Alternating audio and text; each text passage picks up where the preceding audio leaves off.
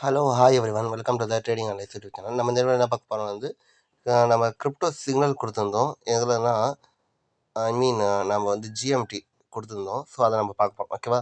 நம்ம டைரக்ட்டா வீடியோக்குள்ள போயிடலாம். ஃபர்ஸ்ட் வந்து ஜிஎம்டி வந்து ஃபர்ஸ்ட் வந்து நம்ம பிக்கர் பெர்ஸ்பெக்டிவ் வந்து நம்ம ஷார்ட்டர் பெர்ஸ்பெக்டிவ் வரைக்கும் நம்ம பார்ப்போம்.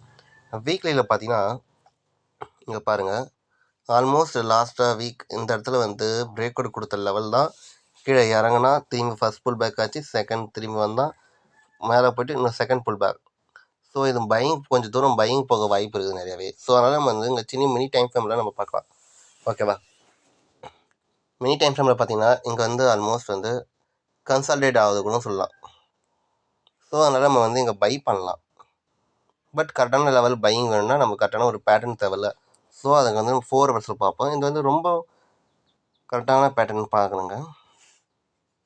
Trend line. ஓகே, இப்போ உங்களுக்கு தெரியுதா? மார்க்கெட்டு இப்போ மேலே போனது வந்து கீழே இப்படி வந்து இப்படின்னு வருது.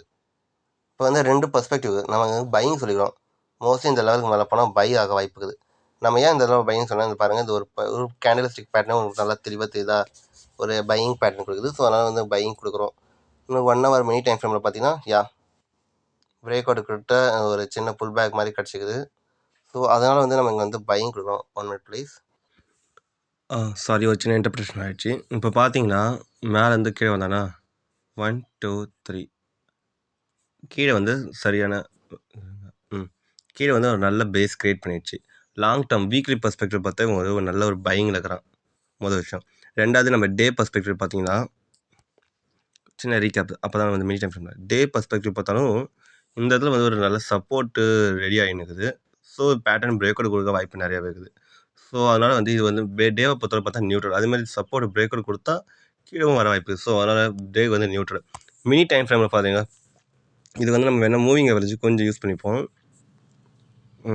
4 ஹவர்ஸில் பார்த்தீங்கன்னா மினி டைம் ஃப்ரேம் 4 ஹவர்ஸில் பார்த்தீங்கன்னா இது ஒரு பையிங்கில் இருக்குது.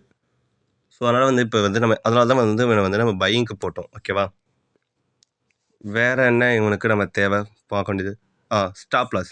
ஸ்டாப் லாஸ் பொறுத்தளவுக்கு பார்த்தீங்கன்னா கொஞ்சம் விக்கு வந்து தொட்டாலும் நமக்கு லாஸ் ஆகாத மாதிரி இருக்கணும். ஸோ அதனால் வந்து இதுதான் நம்ம கரெக்டான ஸ்டாப் லாஸாக இருக்கும். ஸோ அதனால் வந்து நம்ம 290 கிட்ட வச்சாச்சு. என்ட்ரி ப்ரைஸ் உங்களோட ரிஸ்க்கை பொறுத்தளவுக்கு. சரிங்களா? இப்போ நீங்கள் வெயிட் பண்ணி இந்த ட்ரேடை மிஸ் பண்ண போகிறீங்களா? இல்லை எதானாலும் பரவாயில்ல, நீங்கள் வெயிட் பண்ணி ட்ரேட் மிஸ்ஸும் பண்ணலாம். அதுமாரி வெயிட் பண்ணாமல் வந்து ட்ரேட் எப்படி சொல்கிறது பர்ஃபெக்டாக கேப்சர் பண்ண முடியும்.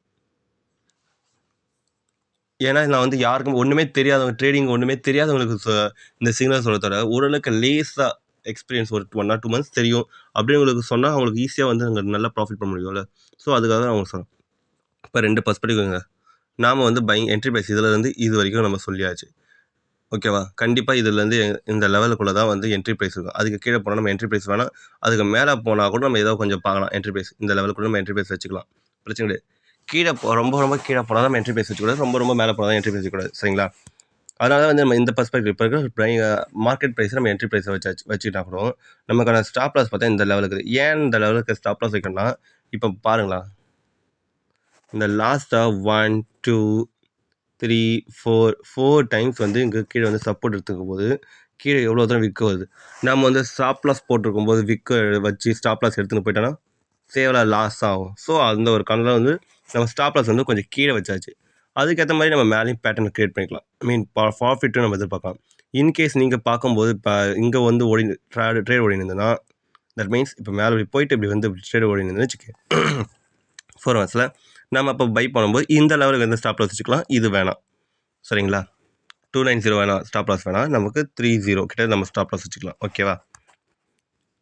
நமக்கு அப்போ டார்கெட் பார்த்தீங்கன்னா ஃபஸ்ட்டு டார்கெட் இந்த லெவல் கொடுப்போம். அண்ட் தென் செகண்ட் டார்கெட் இந்த லெவல் கிட்ட கொடுப்போம். அதுக்கடுத்து இதெல்லாம் வந்து நம்ம எப்படி சொல்லலாம், வீடியோவில் வந்து இந்த மாதிரி டார்கெட்ஸ் இருக்குது. கரெக்டாக நல்லா அங்கே டைப் பண்ணிக்கு கொஞ்சம் பார்க்க முடியல. மெயின் டார்கெட் நீங்கள் வந்து நம்மளோட சொல்கிறது நம்மளோட டெலிகிராம் சேனல் ஜாயின் பண்ணிவிட்டு அதுக்கேற்ற மாதிரி பாருங்கள். இன்கேஸ் உங்களுக்கு ஏதாவது டவுட்டாக இருந்தால் நம்ம கீழே கமெண்ட் பண்ணுங்கள். வீடியோவில் கூட கமெண்ட் பண்ணுங்கள். இல்லை டெலிகிராமில் கூட கமெண்ட் பண்ணுங்கள். நம்ம ஈஸியாக உங்களுக்கு ஏற்ற மாதிரி அனலைஸ் வந்து கொஞ்சம் உங்களுக்கு எஃபர்ட் போட்டு ஒரு இன்னொரு அனலைஸ் வீடியோ கூட போடுறோம். இல்லை டெலிகிராம்லேயே நம்ம வந்து கீழே வந்து நம்ம சொல்கிறோம் வித்தவுட் டேரக்ட் கன்சல்டேஷன். ஓகேவா? ஸ்டாப் லாஸ் சொல்லியாச்சு, டார்கெட் சொல்லியாச்சு, என்ட்ரி ப்ரைஸும் சொல்லியாச்சு. இவன் வந்து லாங் டேர்ம் பெர்ஸ்பெக்டிவ் வச்சுக்க முடியலான்னு பார்த்தீங்கன்னா, மந்த்தில் ஒரு தடவை எதுக்குன்னு பார்த்துருவோம்.